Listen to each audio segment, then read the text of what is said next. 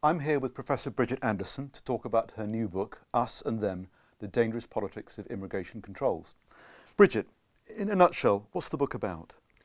The book starts from the insight that the migrant, who everybody is so concerned about, both policymakers and the general public, is actually a poor person. And once we see that immigration controls are therefore designed to control the mobility of the global poor, that helps us make connections with other forms of controls and regulation over not just the global poor, but the national poor. So it then poses the question, what is the difference between the foreigner and the citizen? And when and why does it matter? So immigration is rarely out of the headlines these days, yet you set your book in quite an historical context. You take us back to the 14th century. Why did you think that was necessary to do? Yeah, well, I begin with looking at the history of vagrancy because mobility has always threatened to disrupt social order, from the vagrant in the 14th century through to the homeless person today. I also think that that enables us to see the relation between the poor law and welfare benefits, which was very much about the tension between immobilising the poor for benefits and mobilising them for work. And more generally, I think that we can see how with vagrancy and vagrancy legislation, it was felt that a poor person should be tied to a plot of land and to a master, in the same way that nowadays we're all supposed to be tied to a nation and a nation state. And one of the terms that comes up a lot is this notion of community of value. Do you want to tell us what that's about? We can see that a community of value is what migrants have to enter when they become citizens. So when a migrant applies to become a citizen, they don't just have to fulfill certain sort of tick box checks, they have to be of good character. They have to, for example, in the US, not be a habitual drunkard and so on. So they're entering not just a formal community, but they're entering what I call a community of value.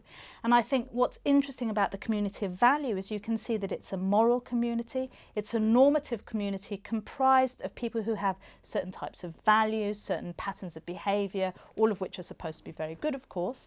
But of course, not all formal citizens are good citizens, and there are plenty of US-born citizens who are habitual drunkards, for example. So I think looking at that gap between the good citizen and others, whether it's non-citizens or failed citizens, is highly instructive. And you say in this book that sort of immigration controls are things that affect not just immigrants but also citizens. I mean, how's this come about? Well, anyone who stood in a queue in Heathrow can see how they affect citizens. But also, for example, employers have to check the documents, not just of migrants, but of all nationals. And so citizens both have their documents checked and are told that they have to check documents. But also, I think more immediately, we're affected by enforcement measures. For example, there was a woman called Gloria Foster who actually died because she was left alone with no medication or food or drink, and being in her 80s when her care agency was raided by immigration officers. So it does have a very immediate effect on some people. Okay. And lastly, who would you like to read this book? I mean, who's it really aimed at?